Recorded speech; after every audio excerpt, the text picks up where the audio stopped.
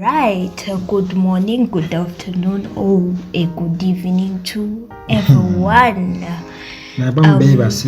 Just few days, to like a few days, kuyingira Decor December. Decor. December mumanyimu ekintu kimu kyokka. First December. Christmas.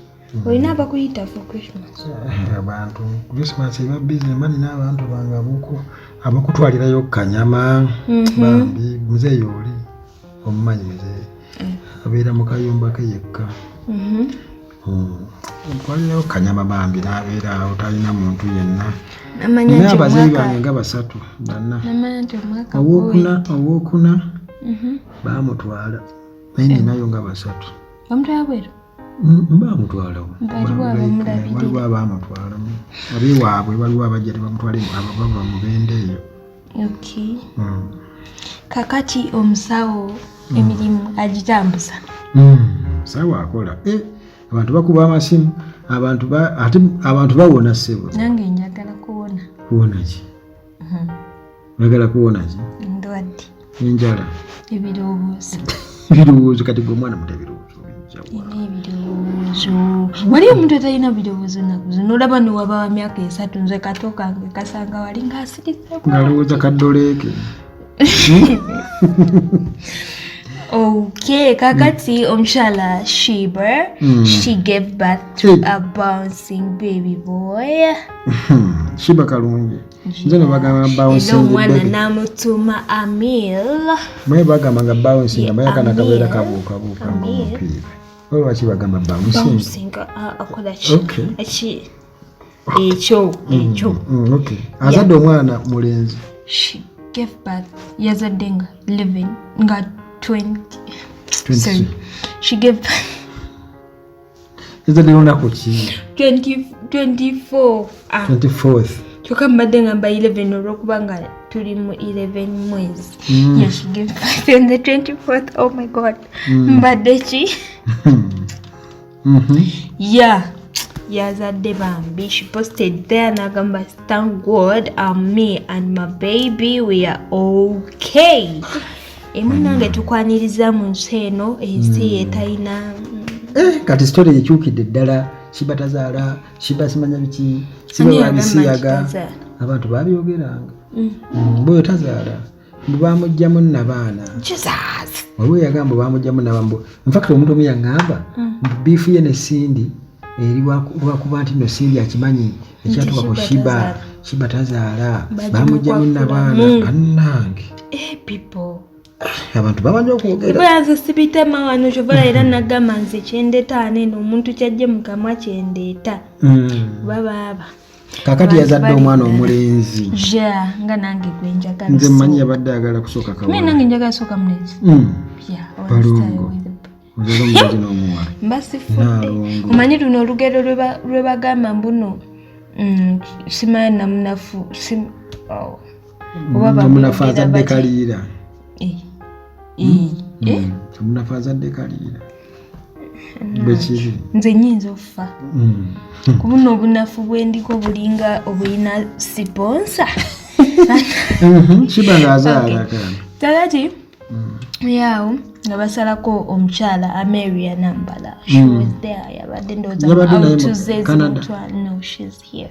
Yabadde ndowooza mu autuze ezimutwala mwali eyo ku mazzi ndowooza akawewo kamufuweko.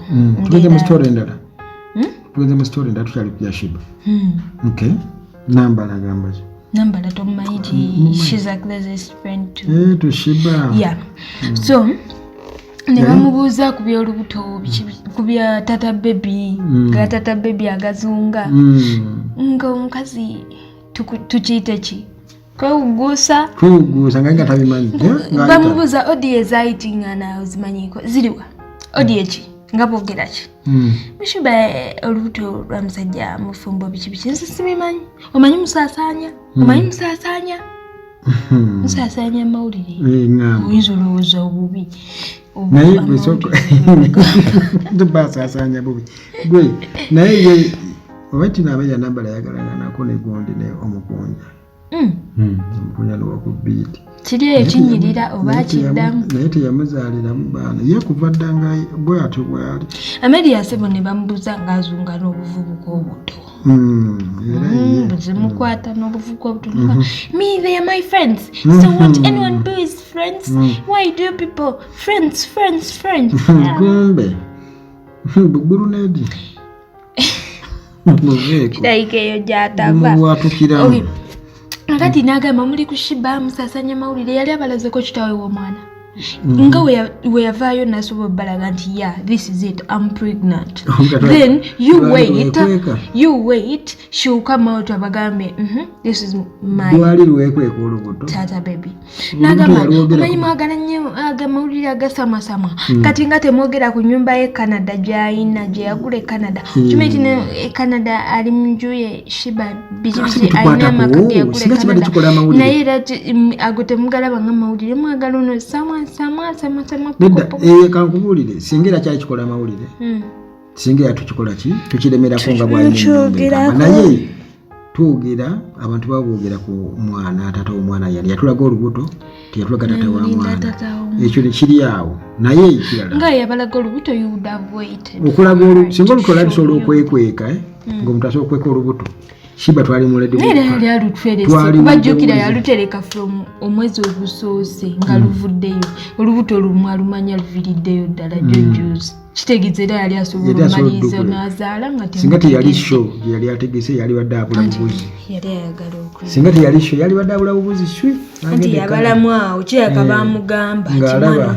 yinza okwagala ozaala nga abantu tebamanyi naye sebaawo oba okubya ssente ko ye kanduleeti singa yazaalira ku siteegi naba nze nange nembeera olubuto nyinza okkiriza odduyisa ebweru nga mwema mpita ku kintu nekiruyita ku swi okay tugende ku story endala ogenda kuzaala balongo obikoyi alright kakati omukulu Alinskin bamuziza mu kooti era bamuziza mu kooti ne bamuziza ne mu kkomera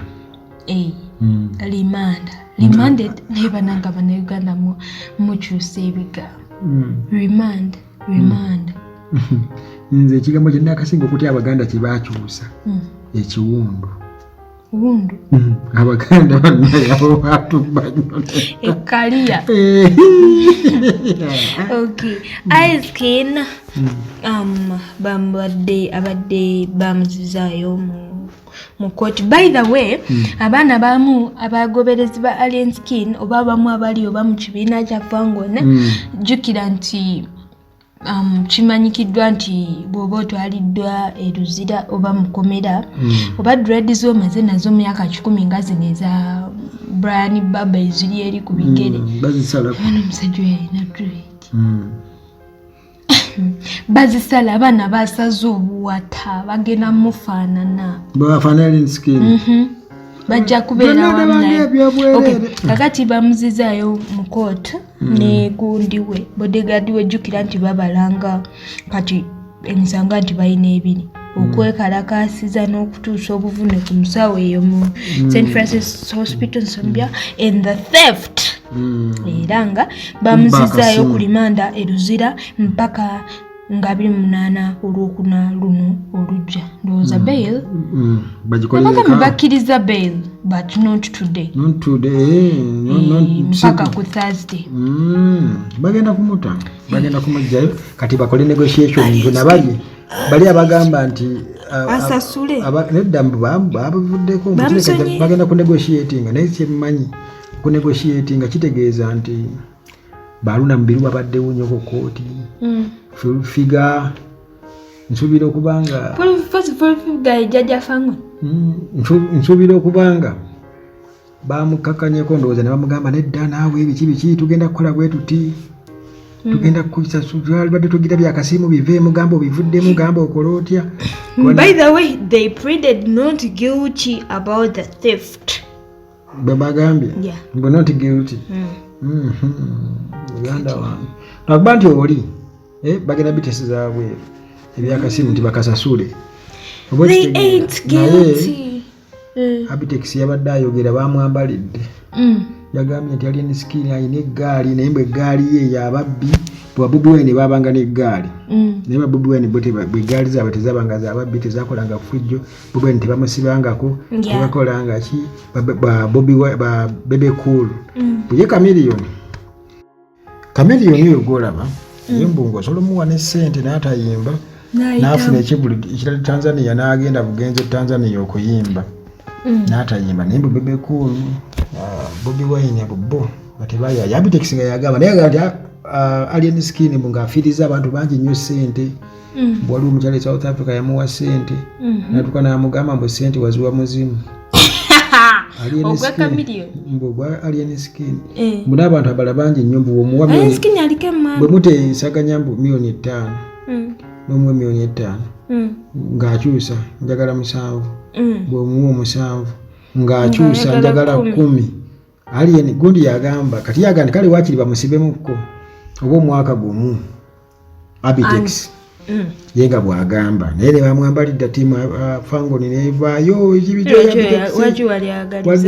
waliwo yabadde agamba nti ako Abitex kaavu ate kasajja kabi nnyo naye waliwo omukyala yabadde ku kkooti omulabe yabadde agamba bannange yadde olakyala kamubuulizi wanjira yakapasita bannange Alien Skin bannange mwenna musabe essaala mu abasiraamu mugende ku musaalo musaale nga tezaleko kuba mukatooki nsibandaba ku musaalo nga ndi mu kusaala nga negayira mukama ndi Alien Skin abe mukomera kyogamba buli omu n'omusaala bagwe yamanyi bye yakola bamuyibirira bamuwadde beyiro yenkola bidda nawe bwe bakufata nawe tukuleke tebandeka naye tebamulese naye kugamba omukyala kyeyabadde agamba buli omu ng'agamba nti buli omu aveeyo ku Alien Skin buli omu akola ati naye ati Alien Skin ze sometimes muwuliddeko ng'ayogera ebintu ebitansanyusa sigamba nti simuwagala naye nkulaba tomuliiyo no ate kati bakuba pate ng'ozina buno obuzina ennyimba ze zinyuma ozina buno obwajjajjawe pate ekabukayima agasinga okunyumira okitegeera naye kale kwegamba omukyala abadde ayogera awo bannange mwenna nze sina kyemumanyiko omwana oyo ayambye nnyo akuŋŋanyiza abavubuka okay kakati nga we tuli ku nsonga z'amakomera ndowooza kangendeko equatorial Guinea ate omuntu kasita aleeta equatorial Guinea you just get to know that I've gone straight to Mr. Honorable Engonga Baltazar. Okay, he was released.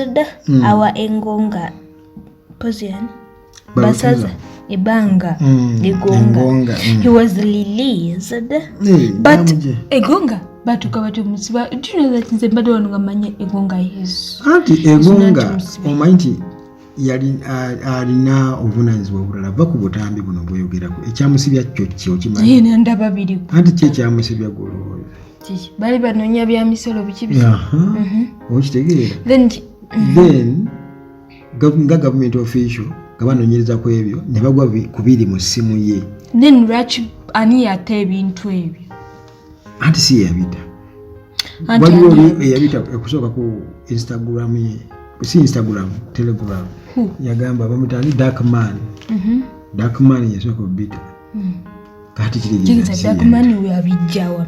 Ekisookera ddala bamutadde munangaddeyo ndowooza akola emirimu gya gavumenti. Simanyi gavumenti kikuba kati. N'emirimu gyakola gya gavumenti. Anti tumanyi tuba mu kaweefube eyo mwavaamu kuko biwanga. Ekisookerwako kale bagamba munnange nja nobanga ne ku butambi ne ku musiba mulimu ku by'obutambi ebyo oba n'omukyala yali agamba muno obutambi obumu oba pati ezimu oba ye mwakatambi bakalaba n'egonga ne bakola ne bamaani bakadiriitinga mbundooza ne bupati obumu teyategeera babu kati ezo complaints ezajja oluvannyuma ekisookerwako kigambibwa Egonga did not force anyone to record the videos era nawe bw'oba oziraba olabira ddala nga people accepted to be recorded and secondly the women weren't raped which is very right because they were enjoying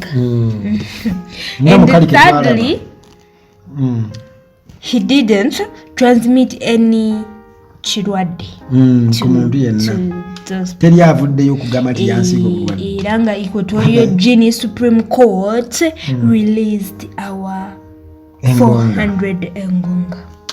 400 bavuteza bannange oli muzibu nnyo.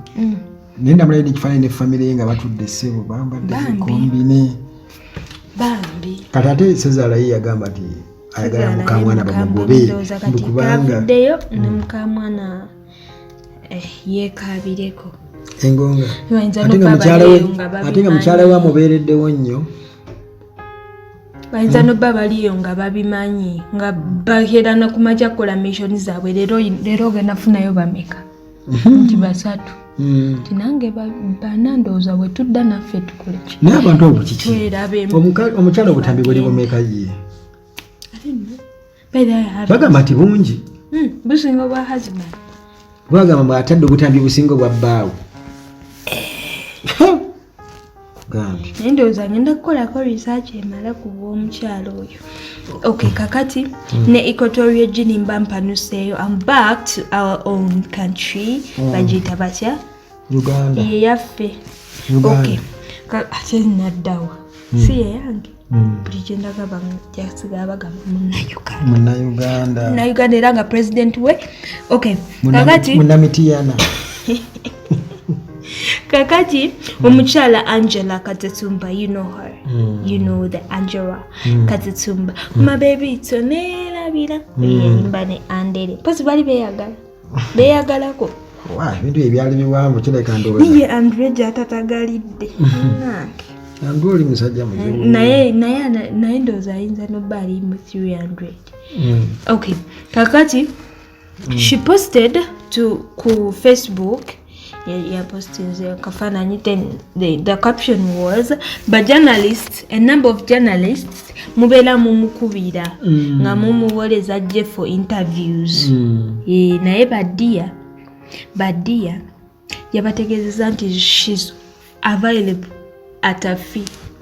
You're going to pay for the interviews. Semugenda kumujoga. Yeah. Nagala interview? Mvuga amafuta gange. Ngende njogere nveeyo nayambadde nakoze makeup. Takyalina kyazzaako mu nnyimba, talina kyafunamu, kakati abamwagala siriza bye baba bafunamu kati n'olwekyo mu musasule kyategeeza. Bamanyi abamu famire ndina ssente. Era erinnya Katatumba nti lyali yatata waabwe. Anti era n'emmotoka gye yabadde ayina wanene number plate Katatumba. Sente weeri. Sente yaweeri. Nange yange jabbirako number plate. Ayo. Omuki? Omuzibu. Kakati. Aigo. Ebyo. Aigo. Omaliriza. Okay. Ngende. Tunadda. Choloze. Ensenene. Ndetse baziike ensenene. Ogenda kulya ensenene? Of course. Okay. Kakati abali ebweru kibaluma.